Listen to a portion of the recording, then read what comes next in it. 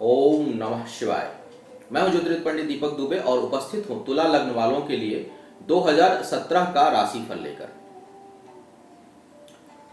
राशिफल प्रारंभ होने से पहले चूंकि नया वर्ष है, भगवान शिव और मां भगवती की कृपा हो तो एक दुर्गा सप्तश्लोकी का श्लोक आप लोगों के लिए कहना चाहूँगा आशीर्वाद स्वरूप कि रोगान शेषान अपहंसि दुष्टा रुष्टा तु कामान सकलान भिष्टान त्वमाश्रितानां न विपन्नराणां त्वमाश्रितां ह्याश्रयता प्रयान्ति सर्वबाधा प्रशमनं त्रैलोक्यश्वखिलेश्वरी एवमेव त्वया देवी सर्वभवैरिः विनाशनम्।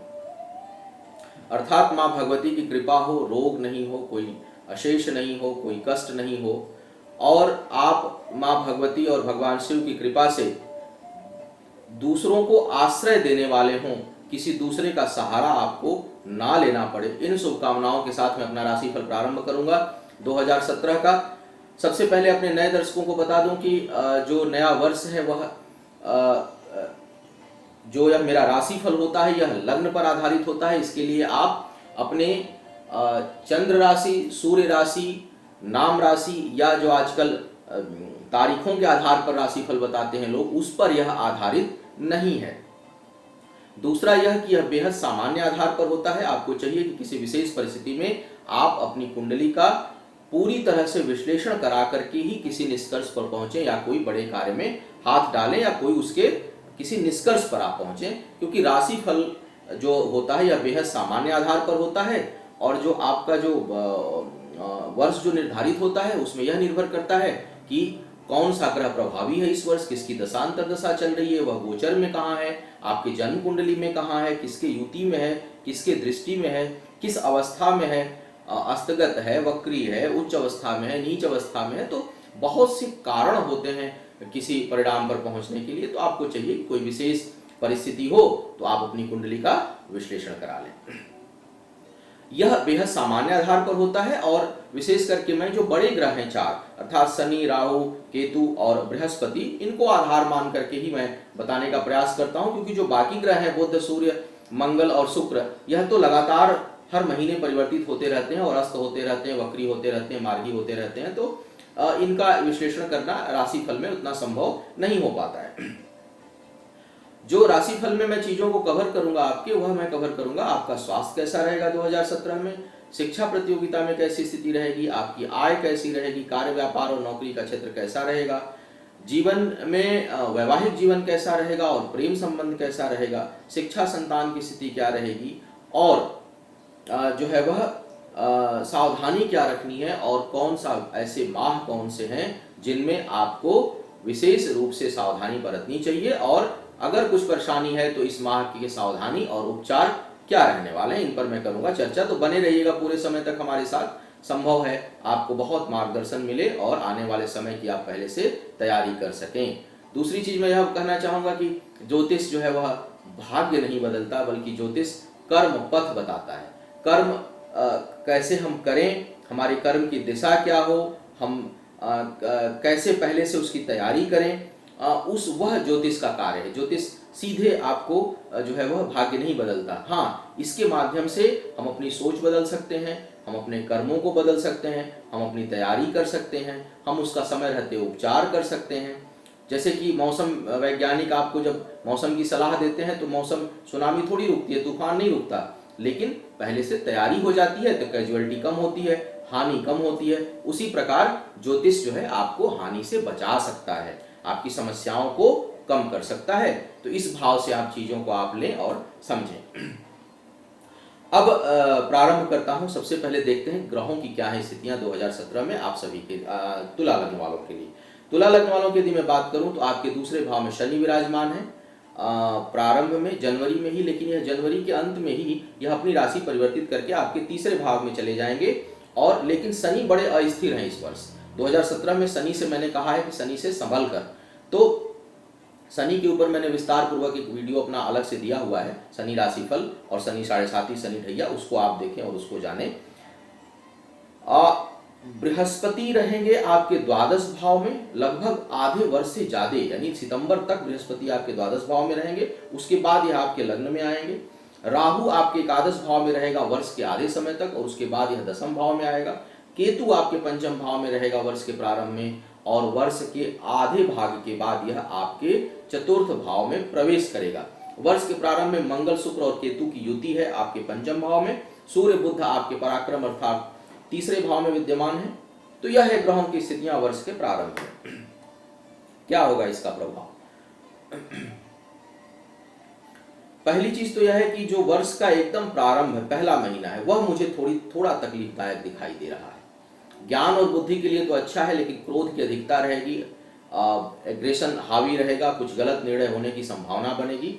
लेकिन अगर जो है वह स्वास्थ्य के पक्ष को यदि मैं आपका देखूं इस वर्ष, तो स्वास्थ्य बेहतर रहने वाला है, विशेष करके आधे भाग तक। आधा जो हिस्सा है वर्ष का, उसमें स्वास्थ्य बेहतर रहेगा। कुछ लीवर संबंधी, पेट संबंधी समस्याओं को छोड़ दूं तो गैस्ट्रिक वगैरह हो सकता है थोड़ी हावी हो जाए, आर्थराइटिस या जोड़ों में दर्द या शरीर में दर्द होने की समस्या थोड़ी बढ़ जाए, लेकिन यह आधे वर्ष तक रहेगी। आधे वर्ष के बाद इसमें आपको राहत मिलेगा।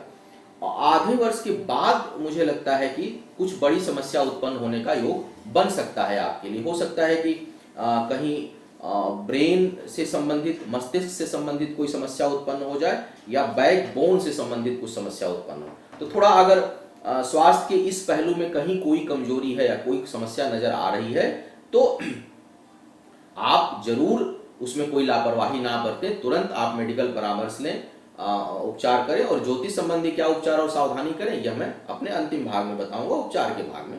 तो स्वास्थ्य को लेकर की स्थितियां कुछ इस तरह की रहेंगी कि शुरू में बहुत अधिक परेशानी नहीं है, अंत में भी कोई बहुत बड़े परेशानी नहीं है। यदि कोई प्रतिकूल ग्रह की दशा हुई तो जरूर, जैसा मैंने कहा कि कुछ ब्रेन से संबंधित या बैकबोन से संबंधित कुछ समस्या उत्पन्न होने का योग बनेगा इस वर्ष। अब बात करता हूं दूसरे सेक्शन अर्थात कार्य, व्यापार और धन की।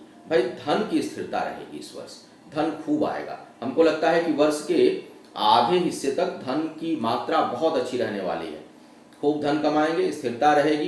कर्ज वगैरह यदि चल रहा है तो उससे आप मुक्त हो सकते हैं। तुला लग्न के साथ यदि तुला राशि भी है तो नए वर्ष में आप 7.5 से पूरी तरह से मुक्त होंगे। और चूंकि तुला जो लग्न है वह शनि की उच्च लग्न है, उच्च राशि है, तो यहाँ पर शनि अंतिम भाग में अपने यदि राशि है तो कुछ आपको अच्छे फल देकर जाएंगे। और मुझे लगता है कि धन प्रचुर मात्रा में आने की संभावना बनी हुई है। एक चीज और अच्छा नजर आ रहा है, वह है कि आपकी बुद्धि बहुत सही दिशा में रहेगी और इंट्यूशन पावर बहुत स्ट्रांग रहेगा। तो आपको पूर्वाभास होगा, किसी घटना, दुर्घटना, किसी आने वाली चीज का पूर्वाभास आपको बहुत अच्छे से होगा। और यह स्थिति आधे वर्ष तक बहुत अच्छी बनी रहने वाली है। आधे वर्ष के बाद भी जो लोग तकनीकी क्षेत्र में काम करते हैं, अकाउंटेंसी में है, एडवोकेसी में है, सीए वगैरह की जो काम कर रहे हैं, फाइनेंस से रिलेटेड जो लोग काम कर रहे हैं, मुझे लगता है वो अच्छी सफलता प्राप्त करेंगे और उनके लिए पदोन्नति का योग बनेगा। वर्ष के आधे भाग के बाद संतान के लिए अच्छा योग बनेगा। संतान के लिए प्रारंभ में जरूर कष्टकारी है, शुरू के समय में संतान से संबंधित कोई समस्या, कोई परेशानी, कोई उसको शारीरिक कष्ट मिलने की संभावना है। और यदि संतान की कुंडली में भी योग अच्छे नहीं है तो हो सकता है कि संतान के खोने का भय हो, तो थोड़ा उस मामले में आपको सतर्क रहना है और उसकी कुंडली का भी विश्लेषण यदि आप कहीं कोई प्रतिकूल स्थिति हो तो जरूर करवा लें। लेकिन बौद्धिक क्षमता के लिए यह वर्ष बेहतर है और वर्ष का अंतिम भाग और अधिक बेहतर है आपके लिए, यह मुझे ग्रह स्थितियां जो है वह दर्शा रही हैं।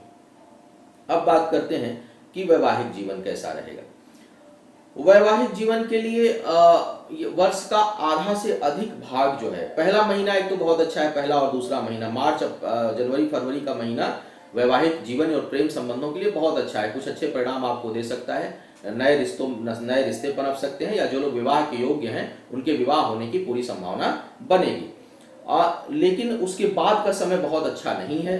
पुनः एक बार मई जून में संभावना बनेगी आपके लिए। तो मैं देख रहा हूं कि इस वर्ष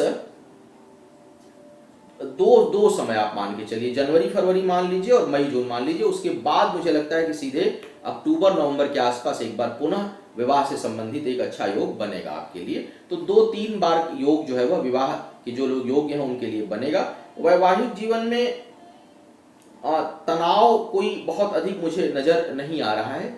यदि कोई समस्या पहले से नहीं है, पहले से अगर कोई समस्या है कुंडली में तो वो एक अलग बात है, या दशा कोई खराब चल रही तो अलग बात है, लेकिन कुंडली को एक ऐसे देखते हुए कोई विवाह से संबंधित कोई बड़ी समस्या नजर नहीं आ रही, प्रेम संबंधों में कोई बहुत समस्या नजर नहीं आ रही। तो स्मूथ वर्ष रहने वाला है, जिसमें से जनवरी फरवरी, मई जून, अप्रैल मई और पुनः अंतिम अक्टूबर नवंबर या नवंबर दिसंबर का जो समय है वह प्रेम संबंधों के लिए और वैवाहिक जीवन के लिए अच्छा जाने वाला है। जहां तक मैं देख रहा हूं कि यह वर्ष जो है, इसमें जो अच्छाई मुझे नजर आ रही है वह आ रही है कि पराक्रम खूब बढ़ा चढ़ा रहेगा, कार्य करने की खूब क्षमता बढ़ी चली रहेगी, लेकिन करीबी मित्रों से कुछ मनमुटाव हो सकता है, कुछ वाद विवाद हो सकता है। पैतृक संपत्ति के लिए यह वर्ष बहुत अच्छा नहीं है आपके लिए, वहां आपको कुछ तनाव मिल सकता है, लेकिन व्यक्तिगत उत्थान के लिए, व्यक्तिगत आय के लिए, कर्ज से मुक्ति के लिए, समाज में मान प्रतिष्ठा के लिए और ज्ञान के लिए यह वर्ष बहुत ही लाभकारी और सहयोगी नजर आ रहा है। मुझे अच्छी बात यह है कि यदि तुला लग्न के साथ तुला राशि भी है आपकी, चंद्रमा जन्म के समय तुला राशि में बैठा हुआ है, तो 7.5 से पूरी तरह से आप मुक्त हो जाएंगे। सावधानी का जो महीना आपके लिए रहने वाला है, जहां तक मैं देख रहा हूं, तो उसमें आपको सावधानी बरतनी है, विशेष करके वर्ष के अंतिम भाग में। अंतिम भाग अर्थात जुलाई अगस्त सितंबर के बाद, जुलाई के बाद का जो समय है वह थोड़ा सावधानी भरा हुआ रखना है, बड़ों से वाद विवाद से बचना है, कोर्ट कचहरी का कोई मामला हो तो बेहद सावधान रहें। और महीनों की यदि मैं बात करूं तो जुलाई अगस्त और दिसंबर, यह महीना आपको बेहद सावधान रहने की आवश्यकता होगी, विशेष करके कोर्ट कचहरी और वाद विवाद के मामलों में आपको इस समय बेहद सावधानी रखनी है। उपचार की यदि मैं बात करूं तो जो गर्भवती महिला है या संतान से संबंधित पक्ष मुझे काफी कमजोर नजर आ रहा है, वहां आपको सावधानी रखनी होगी या उससे संबंधित कोई उपचार करना होगा। संतान की स्वास्थ्य यदि ठीक नहीं है तो उसके लिए आपको उपचार थोड़ा आप उसकी कुंडली का विश्लेषण करा करके करिए, यह आपको ध्यान रखना है। दूसरा, धन बहुत अधिक आ सकता है और कल्पना से परे आ सकता है, तो धन किस मार्ग से आ रहा है, किस मार्ग से आने वाला है, इसका जरा विश्लेषण कर लें और किसी गलत राह में पड़ने से बचें। यह आपके लिए मैं चेतावनी के रूप में यह बात आपसे कहना चाहूंगा। तो यह था 2017 में तुला वालों के लिए राशिफल। आने वाला समय आपका शुभ हो, परिवार में सुख समृद्धि की वृद्धि हो, आयु आरोग्य और ऐश्वर्य की वृद्धि आपकी हो, भगवान शिव माँ भगवती की कृपा आप सभी के ऊपर हो। इन शुभकामनाओं के साथ आपसे विदा लेना चाहूंगा। पुनः मुलाकात होगी किसी नए विषय पर, तब तक के लिए मुझे आज्ञा दीजिए। ओम नमः शिवाय।